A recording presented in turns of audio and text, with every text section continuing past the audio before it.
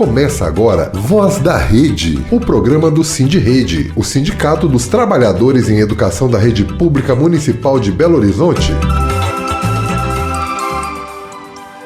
Está no ar o Voz da Rede, o programa do Sindirede, o Sindicato dos Trabalhadores em Educação da Rede Pública Municipal de Belo Horizonte.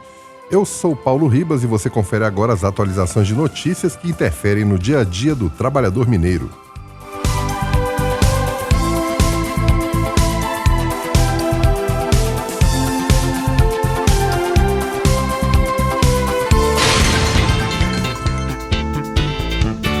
Giro de notícias. E o mundo assiste estarrecido à nova escalada dos ataques estadunidenses ao Irã, após quebra do cessar-fogo. Como noticiamos na quarta-feira passada, o regime imperialista de Donald Trump acusou o Irã de bombardear 3 navios civis no Estreito de Hormuz e iniciou uma série de ataques na região sul do país. O Irã justificou o ataque afirmando que várias embarcações tentaram seguir uma rota não autorizada e ignoraram os avisos. Uma embarcação que comprometeu a segurança marítima ao desativar seus sistemas foi atingida por tiros de advertência e detida. Como retaliação aos ataques, Teherã enviou drones e mísseis a bases estadunidenses no Kuwait, Emirados Árabes, Bahrein, Catar, Jordânia e Omã. Desde então começou uma guerra de narrativas e ataques localizados, principalmente feitos pelo exército imperialista de Donald Trump. O cessar-fogo de 60 dias e a abertura total do Estreito de Hormuz, um dos pontos sensíveis da guerra, foi esquecido. O Irã afirma ter fechado o corredor desde sábado e que não admitirá intromissão estadunidense na região. Segundo o porta-voz iraniano, ao interferir no Estreito de Hormuz, Donald Trump coloca em sério risco a segurança do fornecimento global de petróleo e gás. O ditador imperialista, por sua vez, afirma categoricamente que a partir das 7 da noite de ontem iria controlar o estreito e os Estados Unidos só liberariam a passagem dos navios sob pagamento de uma taxa de 20% do valor da carga para manter a segurança do local. Vale lembrar que em junho, o ditador imperialista e também mentiroso Trump afirmou que ninguém pagaria taxa para navegar no local. É no mínimo estranho um país sair da América do Norte para ir cobrar pedágio numa região que nada lhe diz respeito. Não haveria fechamento do Estreito de Hormuz se o país do imperialista Trump não tivesse atacado sumariamente o Irã, enquanto os países ainda negociavam um acordo sobre o desenvolvimento do programa nuclear iraniano. Teherã rebateu Trump reafirmando controle sobre o estreito e se dirigiu aos países vizinhos, advertindo que qualquer cooperação com o ditador estadunidense será considerada uma declaração de guerra contra o Irã. E mais um crime do exército genocida e sionista de Israel chocou o mundo. Mohammed al-Waidi, do Comitê Egípcio de Reconstrução de Gaza e que organizava a exibição dos Jogos da Copa do Mundo no enclave, foi assassinado. As cenas dos palestinos tendo algum momento de diversão assistindo às partidas da seleção do Egito rodou todo o planeta. O futebol era uma válvula de escape para os horrores vividos por quem sobrevive a um genocídio diário. Por desprezar os palestinos, o exército de Israel, agindo como uma gangue de criminosos, bombardeou o carro em que estava Mohammed. O motorista do veículo e 2 crianças que estavam próximas também foram mortos. Mesmo com o cessar-fogo, o exército genocida de Israel admitiu o assassinato e justificou dizendo que houve um engano. Vidas palestinas não importam para o exército sádico e genocida. Um dia antes, o Hamas tinha anunciado sua dissolução e o fim de seu governo em Gaza. A medida transfere a administração civil do território para um comitê tecnocrático, como parte do plano de paz mediado pelos Estados Unidos, ou seja, não havia nem motivos mais para tal ação. Apesar de ter se comprometido a retirar parte de suas tropas do sul do Líbano, em outro acordo mediado pelos Estados Unidos, Israel voltou a atacar a região com drones na sexta-feira. O caso deixou 2 pessoas feridas enquanto descarregavam o lixo no distrito de Nabaté. Outros ataques também atingiram um carro no sul do Líbano e ocorreram operações de demolição na cidade fronteiriça de Qian durante a noite. Esses ataques ocorreram logo depois que a Anistia Internacional pediu investigações sobre crimes de guerra ocorridos em 3 ataques israelenses anteriores realizados em março, que mataram 24 civis, sendo 6 mulheres, uma delas grávida, e 12 crianças.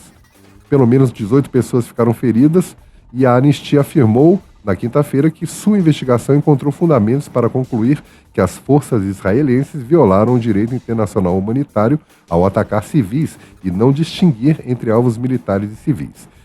E que, no intervalo de apenas uma semana, as forças militares israelenses dizimaram famílias inteiras, incluindo uma dúzia de crianças, no Líbano, demonstrando um descaso cruel com a vida de civis, um total descaso pela vida humana. E uma boa notícia para a educação estadual de Minas Gerais. Na última quinta-feira, o Tribunal de Justiça do Estado decidiu, por maioria dos votos, descontinuar as escolas cívico-militares. Essa é uma das mais significativas vitórias da educação pública.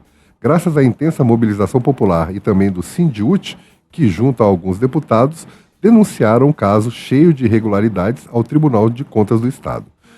Riscos de desvio de recursos da educação, especialmente no pagamento da remuneração a militares, falta de dotação orçamentária específica em violação às normas do direito financeiro e do orçamento público, foram algumas das irregularidades encontradas no processo. Na decisão de quinta-feira, o Tribunal de Justiça de Minas Gerais decidiu manter a validade da decisão do Tribunal de Contas do Estado, que determina a descontinuidade das escolas cívico-militares da rede estadual, a partir deste ano. O modelo cívico-militar não pode ser expandido e nem mantido na rede estadual nas condições atuais, devendo as 9 unidades existentes serem descontinuadas já em 2026. No final de 2025, o TCE apontou a ausência de lei específica para instituir o modelo e falhas na previsão orçamentária. O órgão também questionou a utilização de recursos por meio do projeto SOMAR e a adoção do programa por meio de resolução conjunta sem respaldo em legislação formal. O governador em exercício, Matheus Simões, criticou bastante a decisão, alegando que os militares não atuariam na área pedagógica, e sim na área disciplinar. A cada declaração, o tocantinense se perde mais ainda no conceito de militarização das escolas. Ele anunciou que enviou um projeto de lei para a Assembleia Legislativa e que vai tentar reverter a decisão da Justiça. Lugar de militar não é na escola. Toda mudança numa unidade escolar interfere diretamente na pedagogia das escolas. Estamos assistindo diversas denúncias de violências e assédio moral e sexual nos estados que adotaram esse modelo falido, sem nenhuma justificativa que comprovadamente indique melhorias. No interior do Paraná, um monitor militar sacou a arma, ameaçou e insultou uma servidora de 65 anos na frente dos alunos. Militar não é preparado para ficar em escolas. E o governador de Minas não é um rei para governar acima das leis. Trabalhadores da Copasa, Companhia de Saneamento de Minas Gerais, estão denunciando que estão sendo submetidos a transferências compulsórias para cidades distantes, sem diálogo prévio, com impactos na vida familiar e mental. Segundo representantes dos trabalhadores da Copasa, cerca de 3 mil dos aproximadamente 9 mil empregados da companhia estariam sendo transferidos para municípios que podem ficar até 900 quilômetros de distância de suas residências, mesmo após a garantia de estabilidade por 18 meses conquistada durante o processo de privatização da empresa. A comunicação de mudança de interesse profissional está sendo feita por e-mail, sem chance de negociação. O auxílio financeiro oferecido pela empresa para a realização da mudança é insuficiente para arcar com os custos. O Sindago está orientando os trabalhadores que não peçam demissão porque todos têm 18 meses de estabilidade. Segundo o sindicato, o objetivo das transferências é fazer com que o trabalhador peça demissão. O adoecimento mental causado pela situação já ocasionou 3 suicídios. Nós alertamos sobre os prejuízos que o processo de privatização pode trazer aos trabalhadores e à população. E ainda está só no começo. No momento que acabar a estabilidade, a Equatorial vai demitir todos os técnicos e engenheiros de carreira da Copasa e contratar profissionais com menos experiência para lucrar mais com a prestação do serviço. Essa mudança vai fazer com que aconteçam várias intercorrências no fornecimento de água, vista que os novos trabalhadores não têm o conhecimento, inclusive do mapeamento das tubulações. Até ele atingir um nível satisfatório de conhecimento, vai demorar uns 2 anos. E ainda há o risco desse terceirizado não ficar o tempo suficiente para aprender o serviço, o que vai deixando as coisas mais lentas e precarizadas na prestação à população. A companhia afirma que as medidas não têm qualquer relação com a recente mudança na estrutura na estrutura societária e que as readequações e movimentações de pessoal fazem parte de um plano de reestruturação organizacional e modernização administrativa, planejado e executado gradualmente desde 2024. O superintendente regional do Ministério do Trabalho em Minas Gerais, Carlos Alberto Calazans, informou que o órgão acompanhará as denúncias e realizará reuniões para discutir os impactos das mudanças. Mais um trágico capítulo da novela mentirosa do Privatiza que Melhora.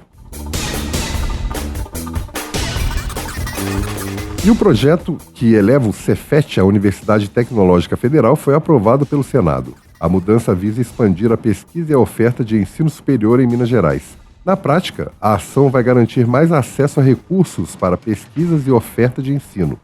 Essa demanda da comunidade escolar tramitava no Congresso desde 2023. O Cefet-MG atualmente oferece 44 cursos técnicos, 29 de graduação, 14 mestrados e 7 doutorados. No ano passado, 14.775 estudantes estavam matriculados na instituição, presente em 9 municípios. Sendo enquadrado como universidade, a instituição terá um posicionamento mais adequado do ponto de vista de quadro de pessoal e orçamento, além de dar acesso a editais e linhas de fomento a que apenas universidades têm direito. A ideia é que a futura Universidade Tecnológica Federal de Minas Gerais disponibilize cursos de graduação, pós-graduação e educação continuada e mantenha a oferta de cursos técnicos de nível médio. Os alunos matriculados no Cefet, MG e os professores serão automaticamente transferidos para a nova instituição. Para entrar em vigor, é necessária a sanção presidencial. E a Prefeitura de BH, mostrando toda a sua incapacidade gerencial, teve mais uma ideia brilhante: fechar o Parque Municipal Américo René Janete durante a semana, no mês de julho. Você não ouviu errado. O Parque Municipal, em pleno mês de férias escolares para parte da população, vai ficar de portas fechadas para o público de segunda a quinta-feira. Ficará aberto à população na sexta, sábado e domingo. O motivo? A realização da vacinação preventiva contra a raiva dos gatos que vivem no local. Mas a pergunta que fica: por que no mês de julho? Onde as crianças de férias em busca de entretenimento gratuito vão poder ir? O acesso ao local será exclusivo das equipes de controle de zoonoses da Secretaria Municipal de Saúde. A ação faz parte do reforço anual da vacinação dos felinos e integra o plano de manejo desenvolvido pelas Secretarias Municipais de Meio Ambiente e de Saúde em parceria com a Fundação de Parques Municipais e Zoobotânica. Segundo o Executivo, a suspensão temporária da visitação é necessária para garantir um ambiente mais calmo e silencioso, aumentando a chance de captura dos animais para imunização. A estratégia também permite identificar novos gatos que precisem receber outras vacinas, além de castração e microchipagem. Mas essa ação não poderia ter sido feita em junho ou em agosto? A Prefeitura ainda finalizou com chave de ouro, colocando a culpa na população, afirmando que os gatos que vivem no local são resultado do abandono de animais. Quando a gente acha que a incompetência gerencial municipal é somente na educação, o prefeito vem e nos prova que não possui nenhuma noção de gestão administrativa. Além de não ter uma política de governo para lidar com a situação dos animais abandonados, quem é mais afetada por essa medida é o público que não tem dinheiro para viajar nas férias de julho e que contava com o espaço para se divertir no período das férias. Parabéns aos envolvidos.